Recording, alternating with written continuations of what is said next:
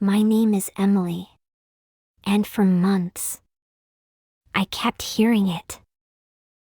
The echo of my own voice. Leave right now. It haunted me, like a ghost replaying the moment I lost control. I never imagined that one sentence could destroy so much. My home, my heart, my family. But it did.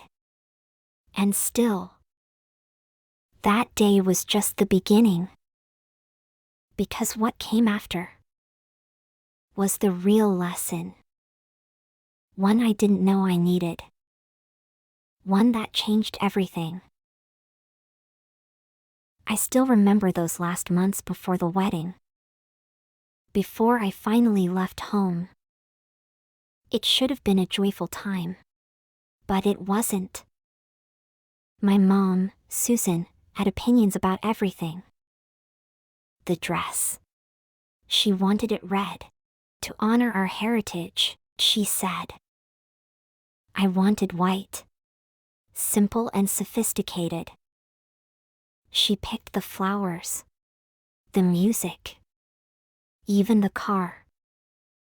Emily, trust me, this is the perfect car for good luck. At first, I smiled and nodded. But inside, I was screaming. Every Sunday lunch felt like walking on eggshells.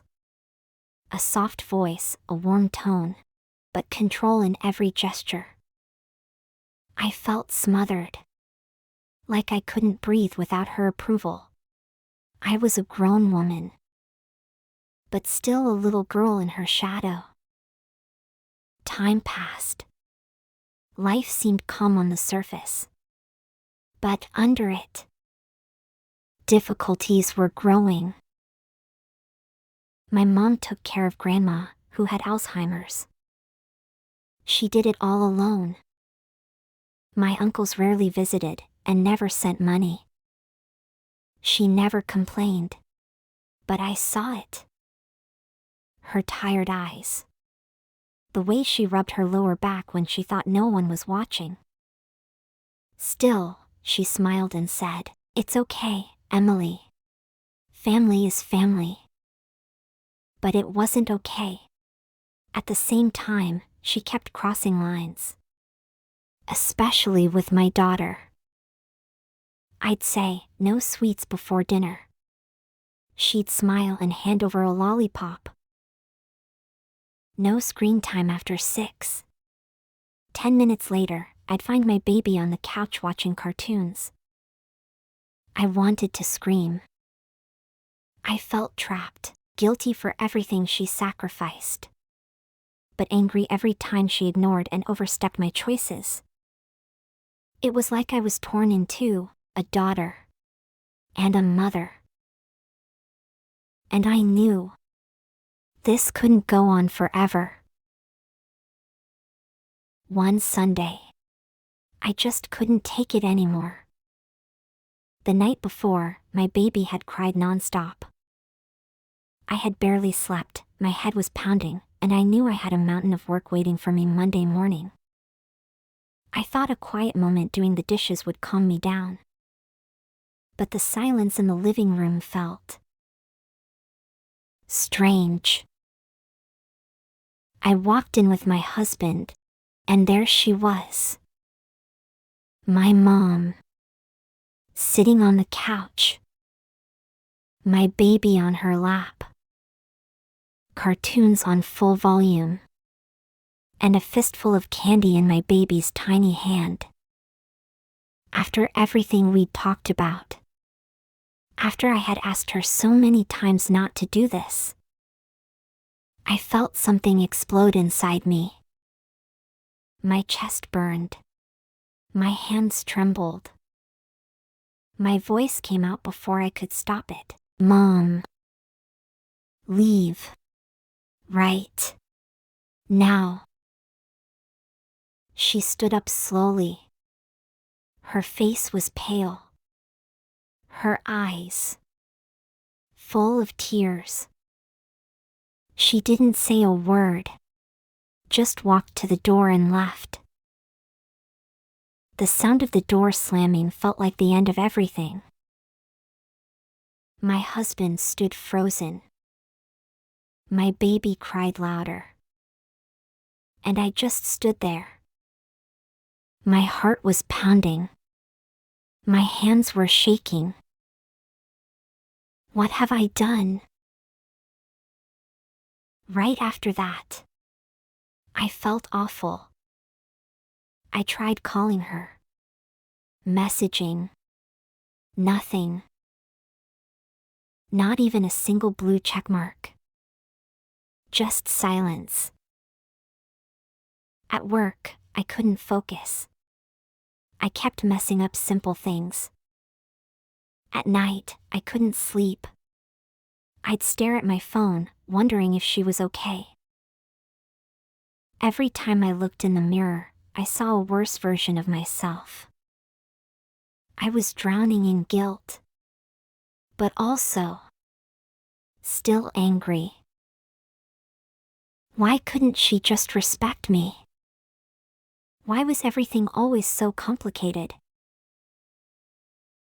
Her silence hurt like an open wound, and I didn't know what to do.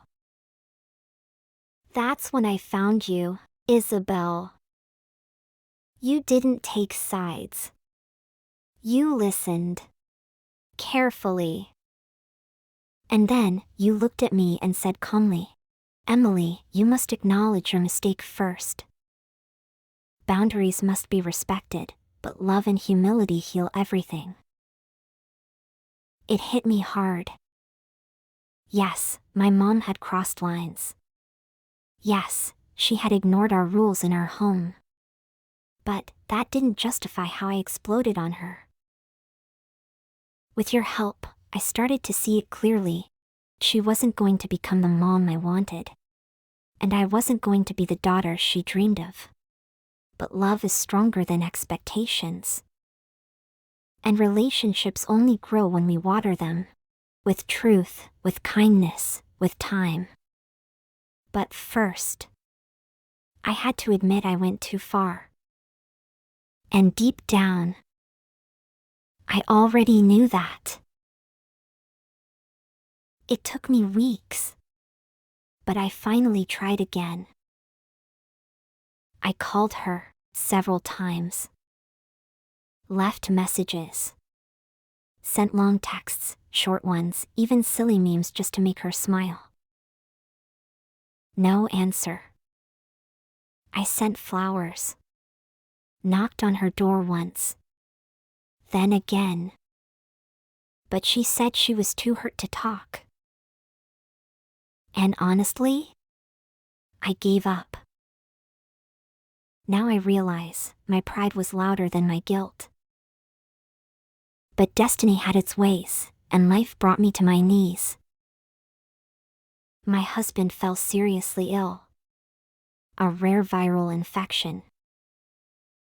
We rushed to the hospital, and just like that, our entire world flipped.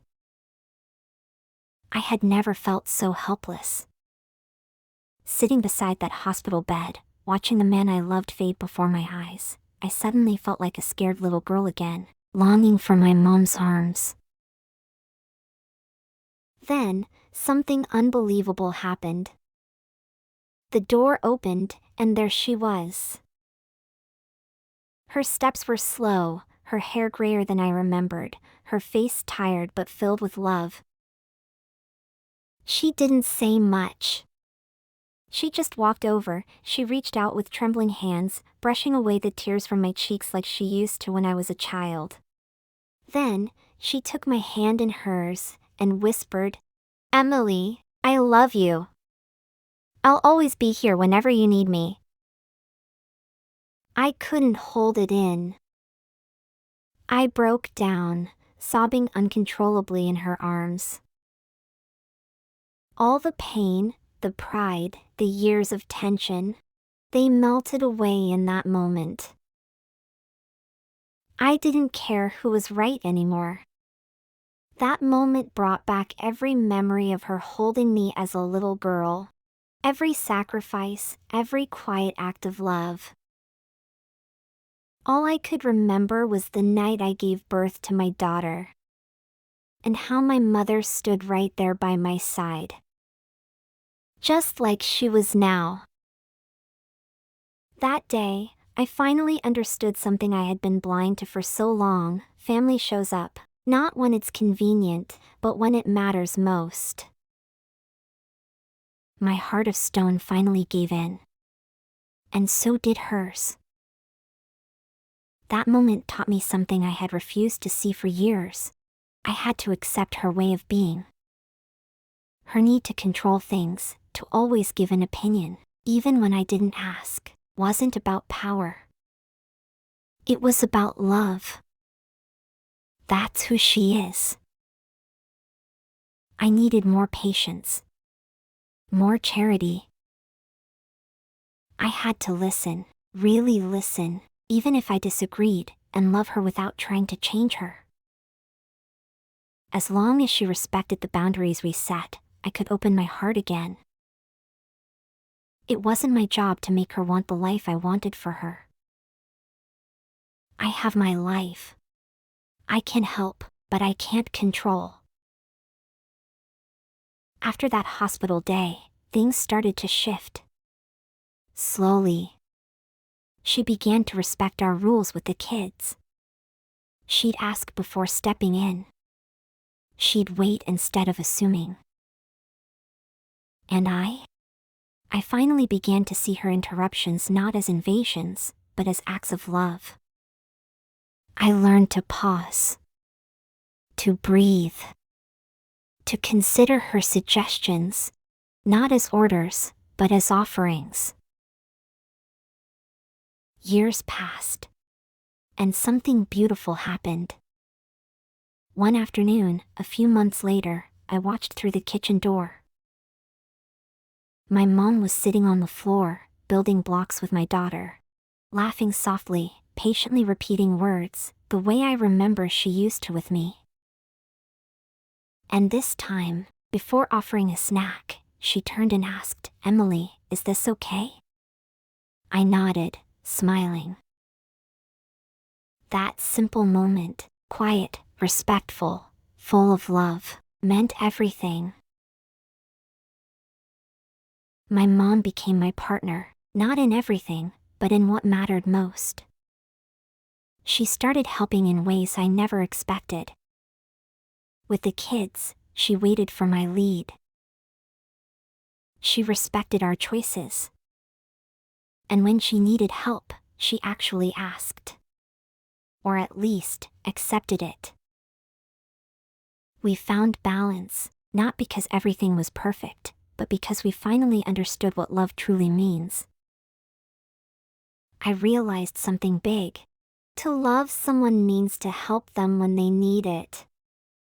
Not when you want to.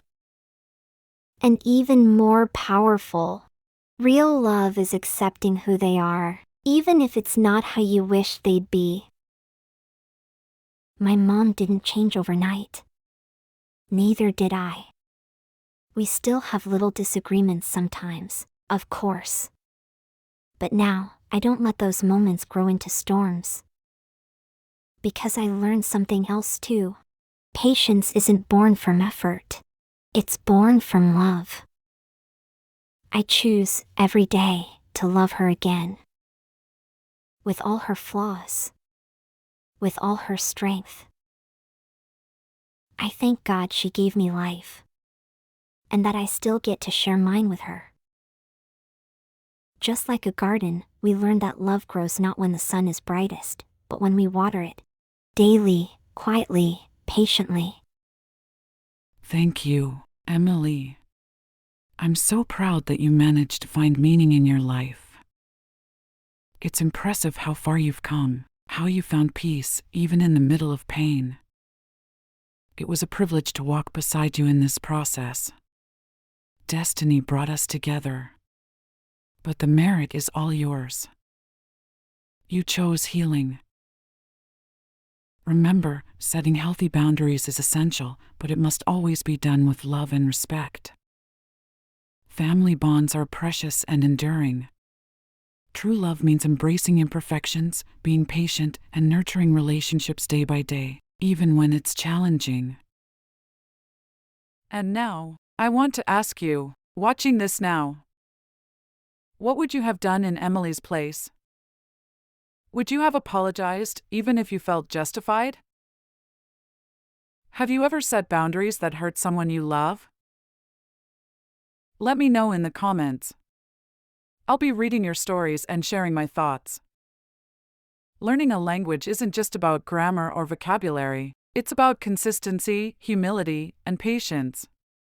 The same virtues that heal relationships. This was the story of one of my patients at the end of her treatment. Her name was changed, and the details were adapted with her permission. I will keep posting these stories from my psychological consultory to help you learn English and reflect on life, because I believe these are not just stories. They are stories that heal, teach, and transform.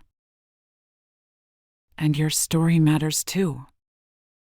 If you want, share it in the comments and I'll do my best to answer you with my therapeutic insights. If this story touched you, share it with a friend who might need to hear this. Please like, subscribe, activate the notification bell so you don't miss new stories. And I'll see you in the next story.